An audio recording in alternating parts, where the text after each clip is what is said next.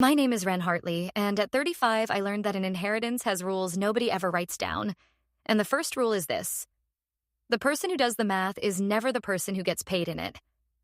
At the dinner my parents threw to celebrate closing on my grandmother's house, my father walked me past the dining room, past the table set for 14, and pointed me toward a folding chair by the kitchen door. "There just wasn't enough room at the family table," he said, already turning back toward the noise. Every aunt, every cousin, every in-law had a real seat with a cloth napkin, including the uncle who still owed my grandmother $18,000 he never paid back. I was the only one sitting under a hanging pot rack with a paper plate balanced on my knees. But here's what none of them knew. The metal tin I was holding in my lap, the one with my grandmother's handwriting still taped to the lid, wasn't the only thing she'd left behind. And in 6 weeks, what she'd actually left me would make the $840,000 they'd already spent look like a rounding error. If a story like this has ever been yours, you already know the feeling in your chest right now. Drop a comment and subscribe for more stories like it, because what happened over the next 6 weeks is the kind of thing that changes how you sit at every table for the rest of your life. I should tell you what I do before I tell you what happened, because the two are not separate. I'm a CPA. My specialty is trust and estate accounting, which is the unglamorous corner of the profession where you sit across from a grieving family and explain why the house they assumed was worth $1 million is actually going to net them $600,000 after repairs, commissions, and a lien nobody remembered signing. I built that career out of a state school accounting degree, a part-time bookkeeping job I worked through all 4 years, and a stubbornness nobody in my family ever had to develop, because nobody ever needed them to. My parents didn't pay for my school. My grandmother slipped me $200 in a card every Christmas and told me not to tell my mother. That was the entire scholarship fund. Everything else I built myself, the way you build a wall when nobody hands you bricks. You find them, one at a time, wherever you can. That mattered later because in my family, I was never the daughter anyone worried about. I was the daughter who handled things. If my grandmother's pharmacy switched her blood pressure medication without telling anyone, I caught it. If the insurance company denied a claim for her walker, I appealed it twice and won. If a holiday needed planning, or a doctor's note needed faxing, or a leaking roof needed 3 quotes instead of 1, I was already on it before anyone asked. Because asking would have meant someone else was paying attention. And in my family, attention was a budget item nobody had ever allocated to me. My mother has a sentence she's said to me since I was 19 years old. "You don't need it the way she does." She didn't mean money, not at first. She meant time, worry, attention. She meant, your sister is delicate and you are not, so I'm going to spend myself where it's needed. By the time I was 25, that sentence had quietly rewritten itself into a permanent assignment. I was the family's accountant, its scheduler, its emergency contact, its quiet infrastructure.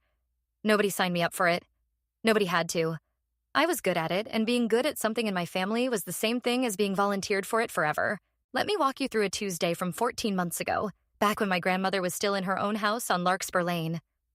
7:10 a.m., I call the pharmacy to confirm her blood pressure refill went through, because the automated system fails about once a month and nobody else checks.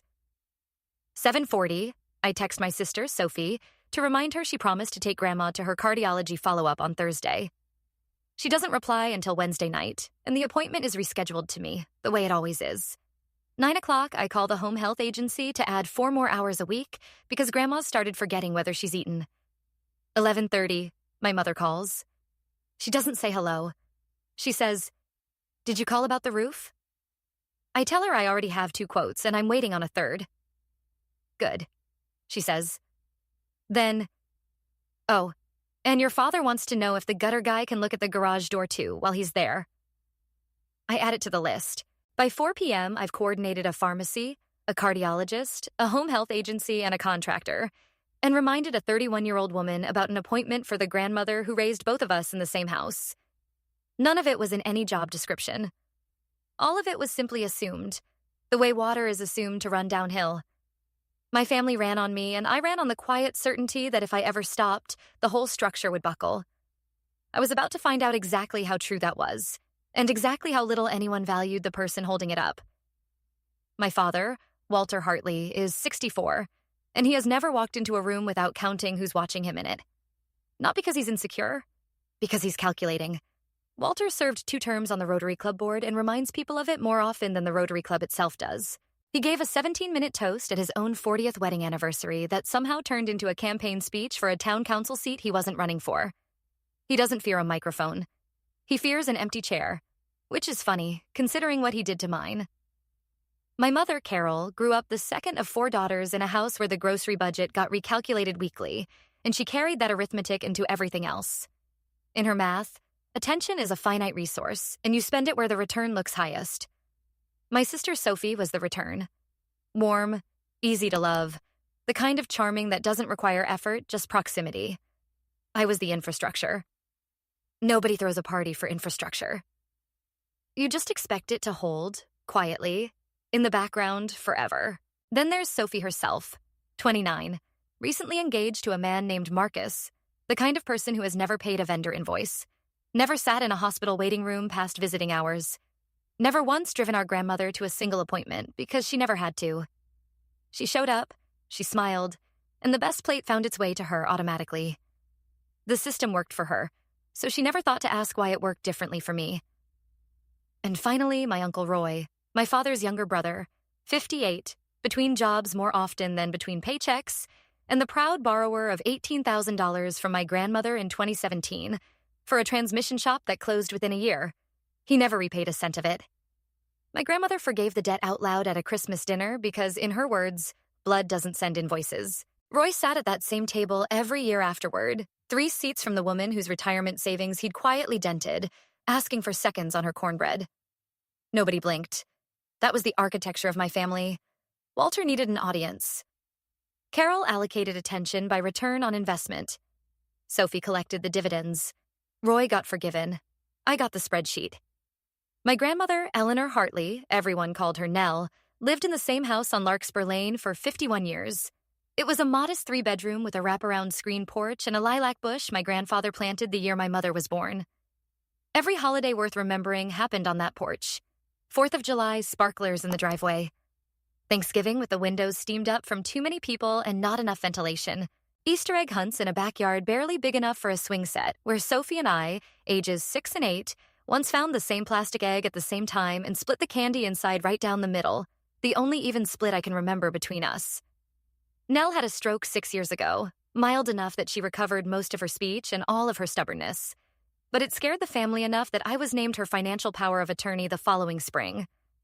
Not my father, even though he was older and male, and the obvious choice in his own mind. Nell chose me, quietly, in a lawyer's office in Staunton and told nobody why. I didn't ask.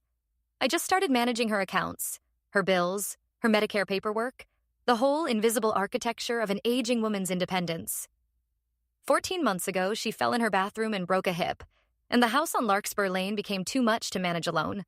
She moved into Brookhaven Senior Living, room 114, with a window that looked out on a courtyard she said reminded her of nothing in particular, which from Nell was as close as she ever got to complaining.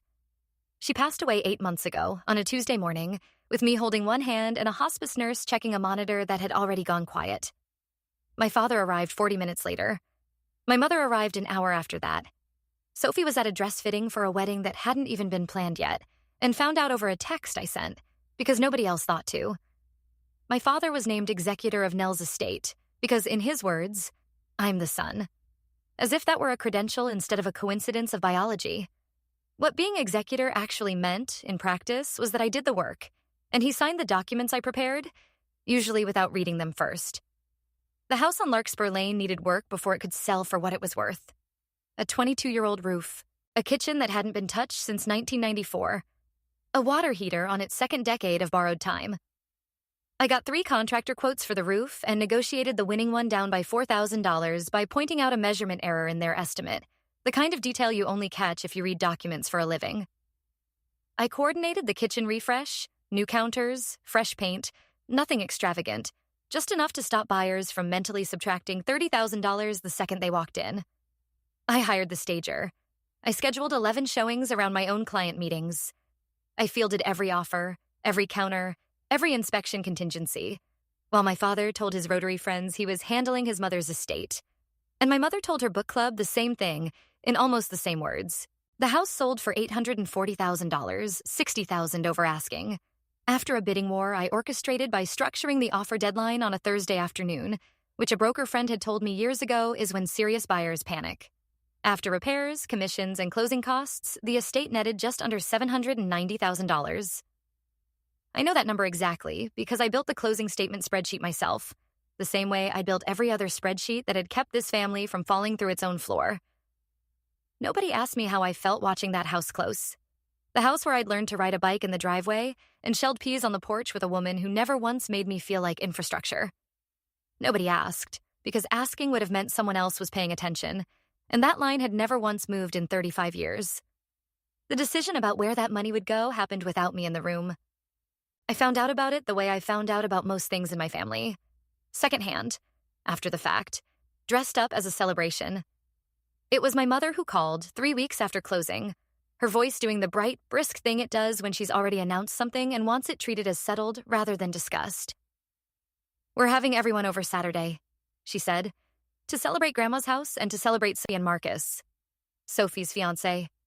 We found the house, the one with the wraparound porch she's wanted since she was 12. We're closing on it next month." I asked, carefully, where the down payment was coming from. There was a pause, the kind that tells you the answer before the words do. "Your father and I talked about it," she said. "Sophie needs this. She's starting a family. You don't need it the way she does. You're already so settled."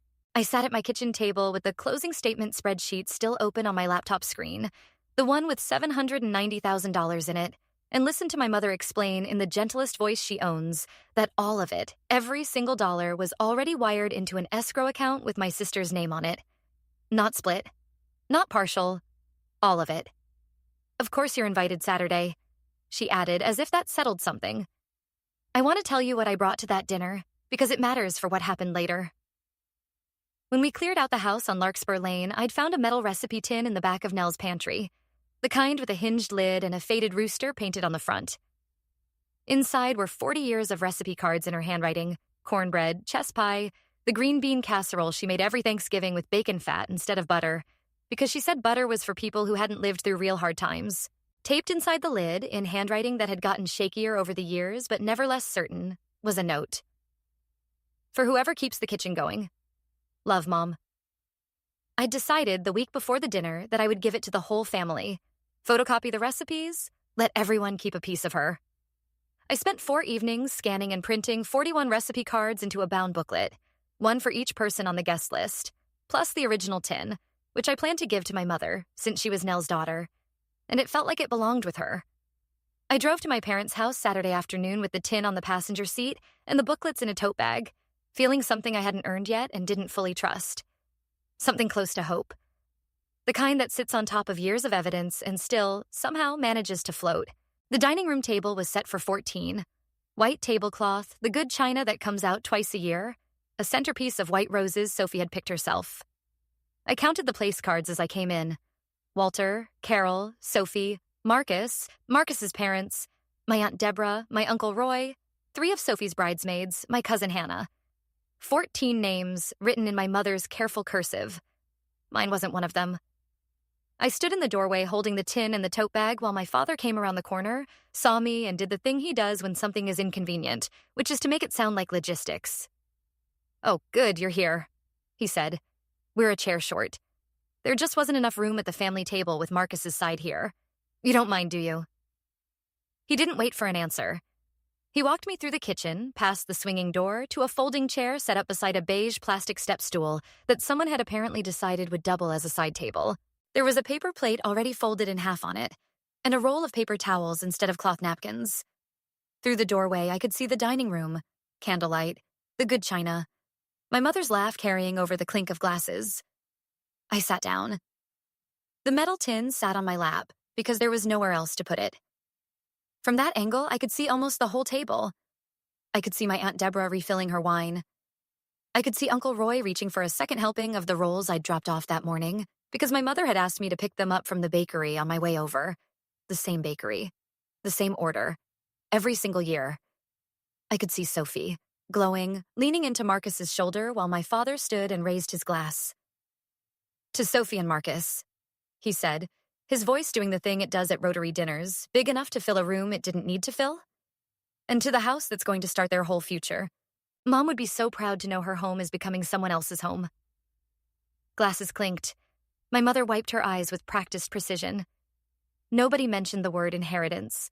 Nobody mentioned the spreadsheet I'd built, or the 11 showings I'd scheduled, or the $4,000 I'd saved them on the roof.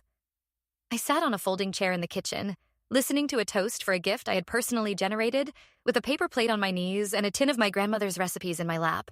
And I counted. 14 minutes. In 14 minutes, exactly 0 people came to check on me. Not one. I want to be clear about what happened next, because people always expect an explosion. They expect the thrown plate, the shouted speech, the dramatic exit through a dining room full of witnesses. That's not what happened. What happened was arithmetic. I sat on that folding chair and did the math.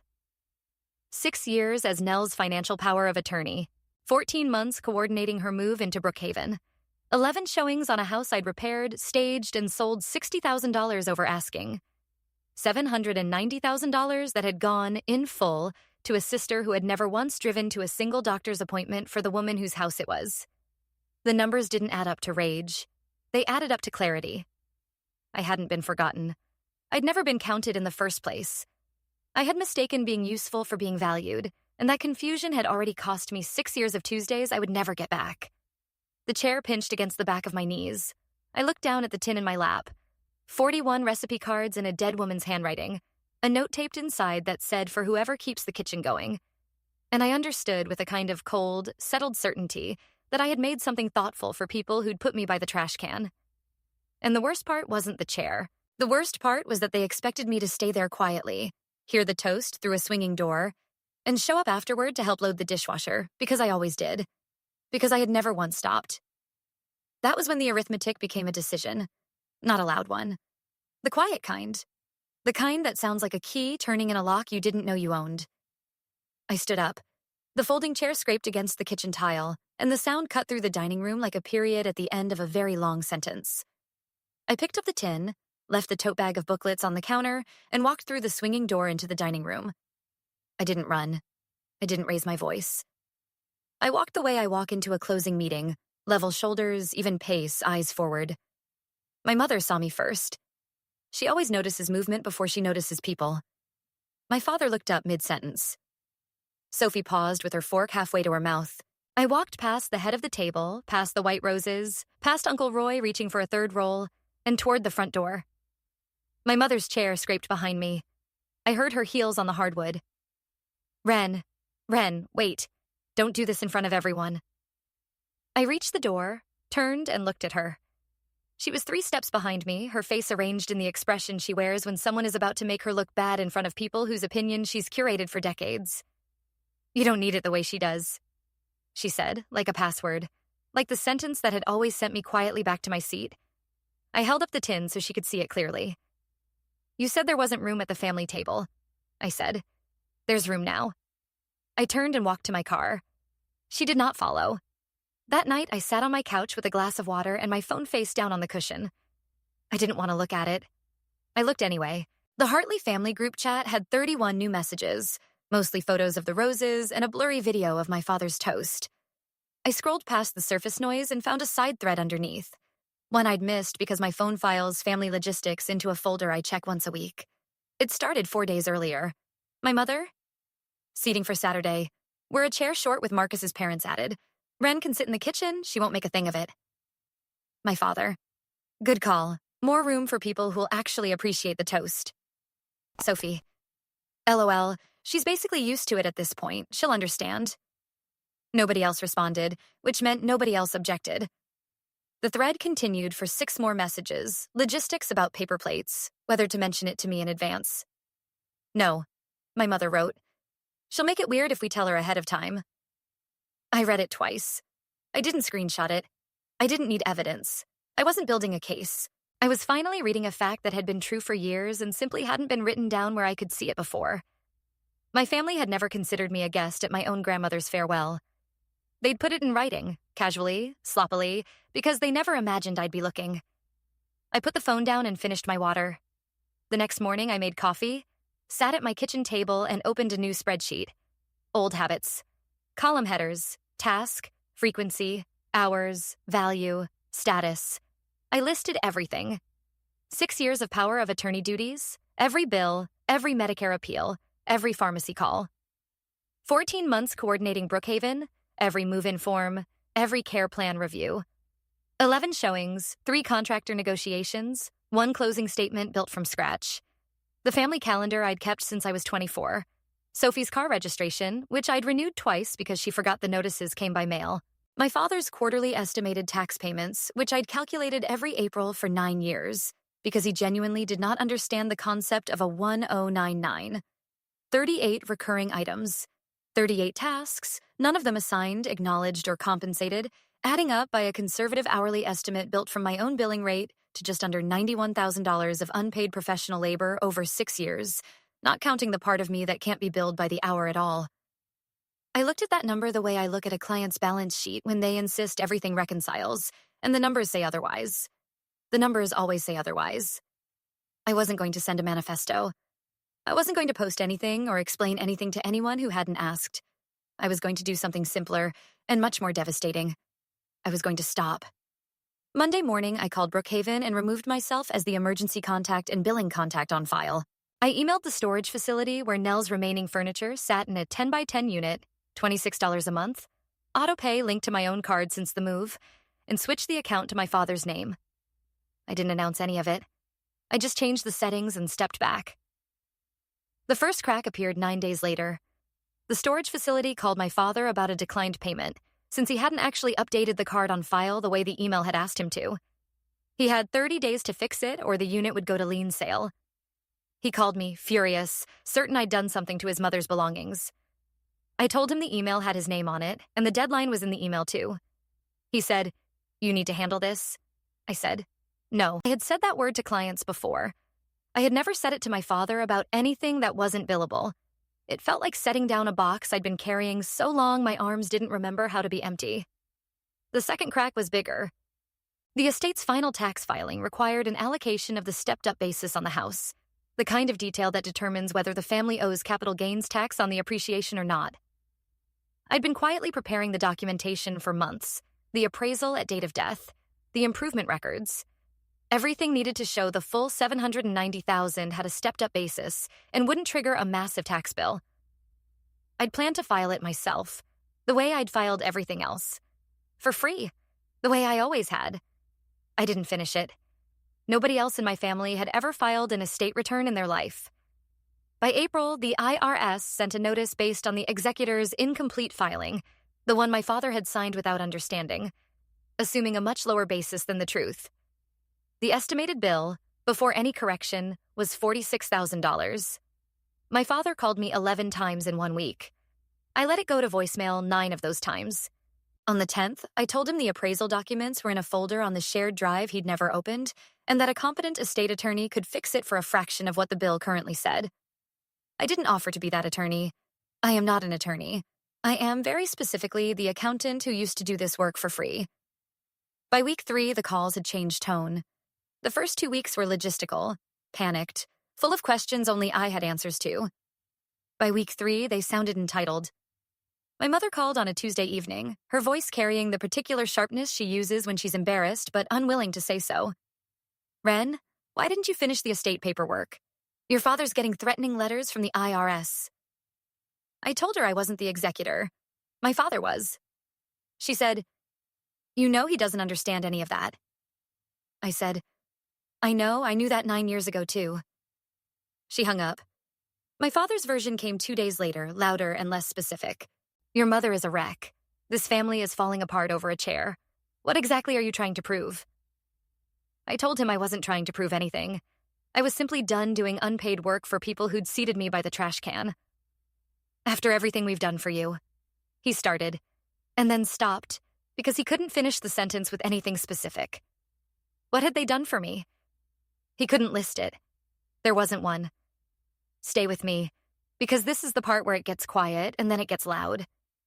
If this is hitting close to home, subscribe so the algorithm sends it to someone who needs to hear it tonight.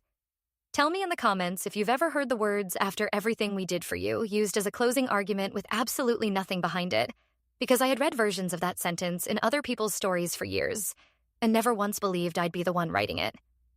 I drove out to see my great-aunt Vivian on a Sunday, Nell's younger sister, 82, sharp as the day she retired from teaching high school chemistry.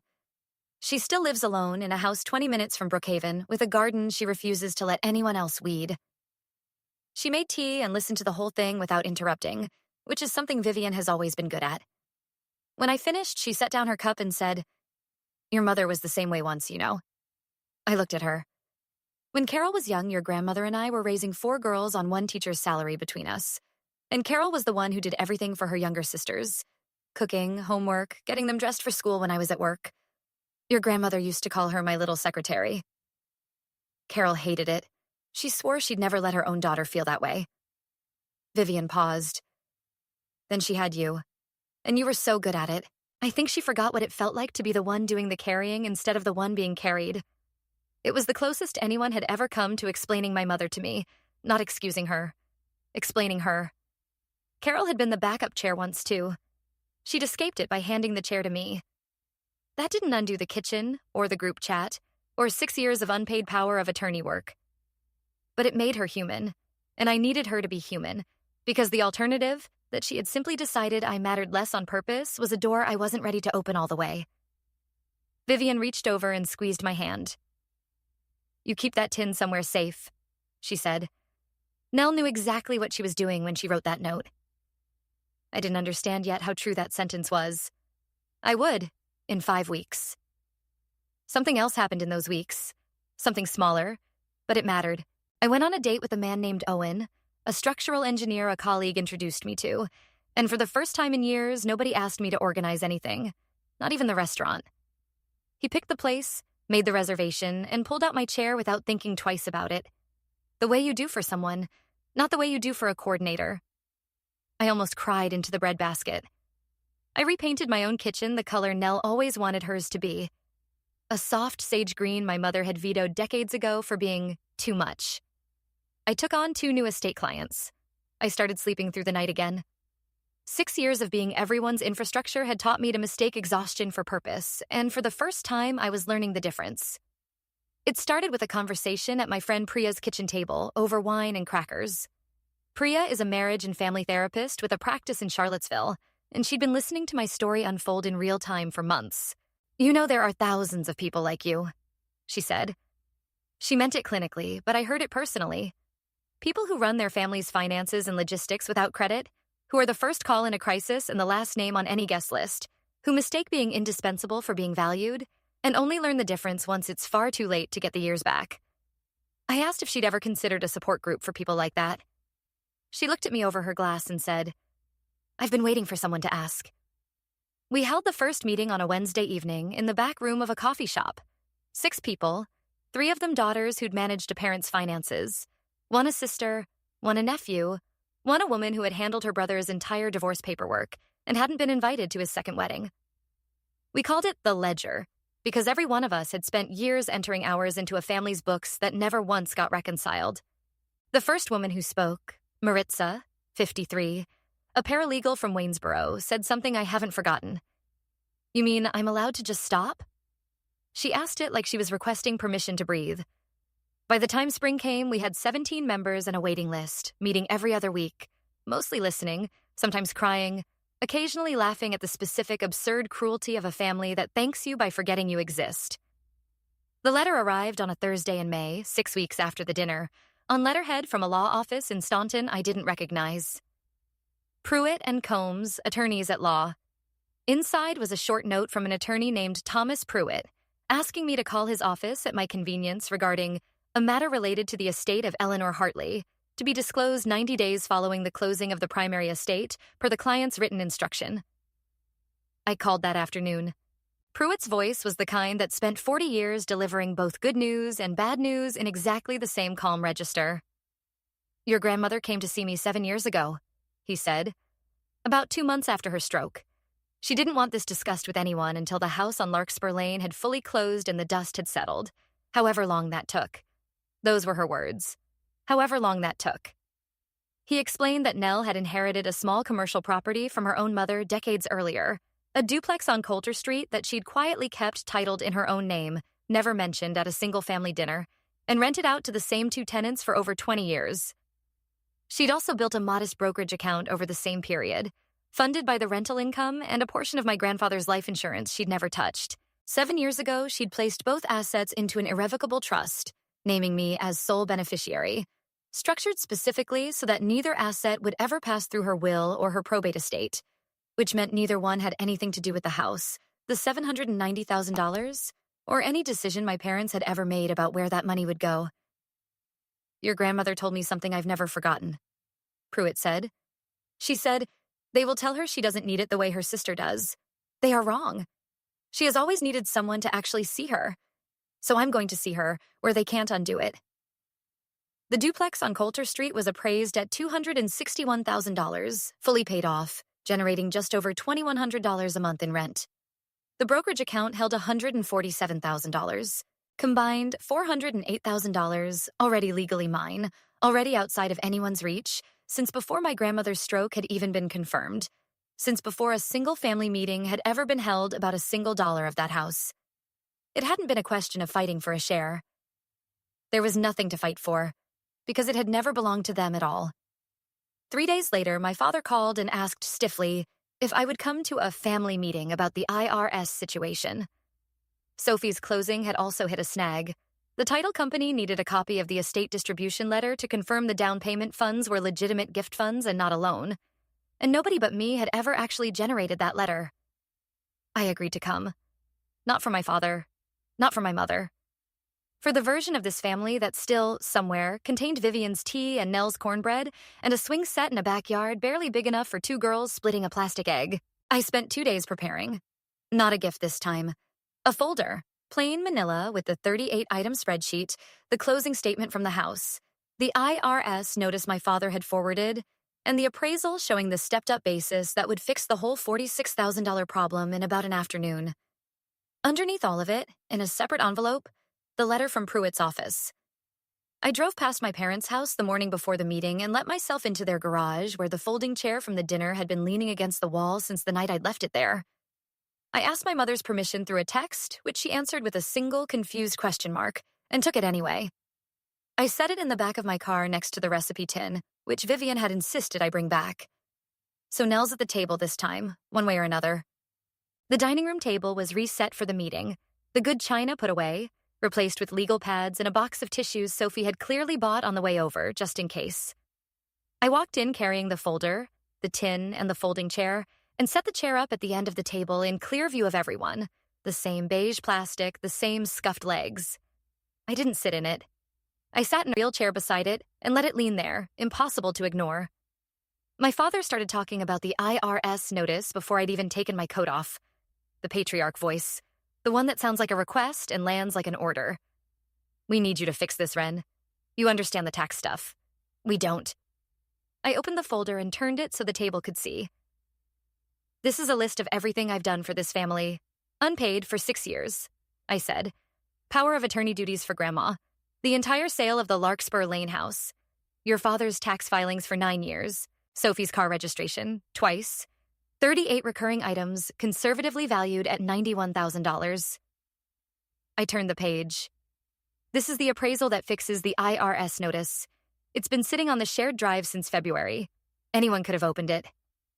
My mother's face did the thing it does when she knows something is about to go wrong and hopes that smiling hard enough will stop it. I reached into the second envelope. And this is from Grandma's attorney. 7 years ago, she put the Coulter Street duplex and a brokerage account into an irrevocable trust, in my name. $408,000. It was never part of her will. It was never part of the house. It was never yours to decide where it went, because by the time you decided to give Sophie every dollar of that $790,000, this had already belonged to me for 7 years. The table went silent. My mother said very quietly, "That's family money, Ren. We should talk about sharing it fairly." I looked at her. "You said there wasn't room at the family table for me. At the dinner where you gave away everything Grandma left behind. There's room now. There's a seat with my name on it. At my own table, and it's been there the whole time. You just never looked." My father said I was being dramatic, that I was tearing the family apart over a chair and some paperwork. "You didn't build this family," I said. "I ran it. There's a difference, and you've never once had to learn it because I never let you feel the gap." Sophie, who had been quiet the whole time, finally spoke. "This is kind of insane, Ren. We didn't know about any of this." "I know," I said. "That's exactly the point. Grandma made sure you couldn't." Across the table, my Aunt Deborah, who'd been quiet through all of it, turned to her husband. "While we're on the subject of money nobody talks about, Roy, did you ever pay Mom back that $18,000? The table cracked open, not into chaos, into honesty. 6 conversations happening at once, none of them about me anymore. I stood up, not in anger, not in triumph, in the same level measured way I'd walked out of the kitchen 6 weeks earlier. I left the folding chair where it stood. I didn't need it anymore. I have my own chairs now. "I'm not cutting anyone off," I said to the table. "I'm not disappearing. I'm just going home, to my own table. If you want a relationship with me going forward, it starts with my name being said out loud, not just dialed when something breaks." Nobody answered. I picked up the tin and walked out to my car. I drove straight to Vivian's, the long way, with the windows down even though it was barely warm enough. She opened the door before I knocked, like she'd been expecting exactly this. I told her everything. The folder, the duplex, the brokerage account, the look on my mother's face. She listened without interrupting, the way she always does. And when I finished, she said, "Well, Nell always did love a good long con, as long as it was for the right reasons." We made cornbread that night. Her recipe and Nell's recipe, which turned out to be the same recipe, just written down twice by 2 sisters who'd learned it from the same mother. The fallout was measurable. The IRS bill, once a competent estate attorney filed the corrected basis documentation I'd left on the shared drive, dropped from $46,000 to just under $3,000 in penalties for the late filing, which my father paid himself. The first estate-related bill he'd ever personally handled in his life. Sophie's closing delayed 2.5 weeks while the title company sorted out the gift fund documentation without me, and her interest rate lock expired in the process, costing her an extra $11,000 over the life of the loan, a number she will be paying, slowly, for 30 years. Uncle Roy's $18,000 question didn't get answered at the table, but it didn't disappear either. Aunt Deborah brought it up again at Easter and again at the 4th of July, until Roy finally started sending $50 a month, a debt that, at that rate, will be paid off around the time he turns 91. The storage unit got sorted out eventually, by my father, who discovered in the process that he genuinely did not know which box held his own mother's photo albums, because he had never once opened one. My mother stopped saying, "You don't need it the way she does." She replaced it for a while with silence, and then, slowly, with something that occasionally resembled an actual question about my life instead of a request for a task. I used part of the trust to put a down payment on a house of my own, a smaller one than Sophie's, with a kitchen I actually cook in and a dining table that seats 8, every single chair purchased on purpose, not inherited, not borrowed, not folding. The duplex on Coulter Street still rents to the same 2 tenants, $2,100 a month, deposited automatically. A quiet, steady proof that someone once looked at me clearly enough to plan for a future I hadn't even started believing I deserved.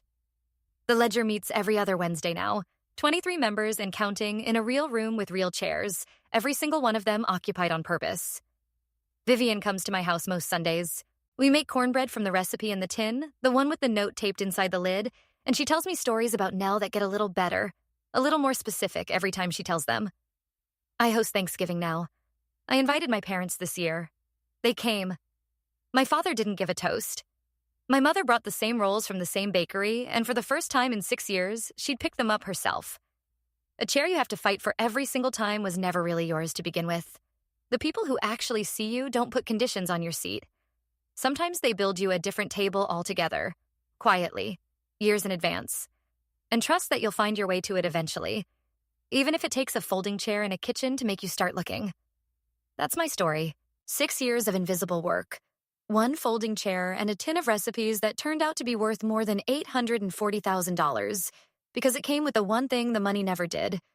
If you've ever been the family's accountant without a paycheck, the one who holds everything together and gets seated last, take this as your sign. You're allowed to sit down. Share this with someone who needs to hear it today.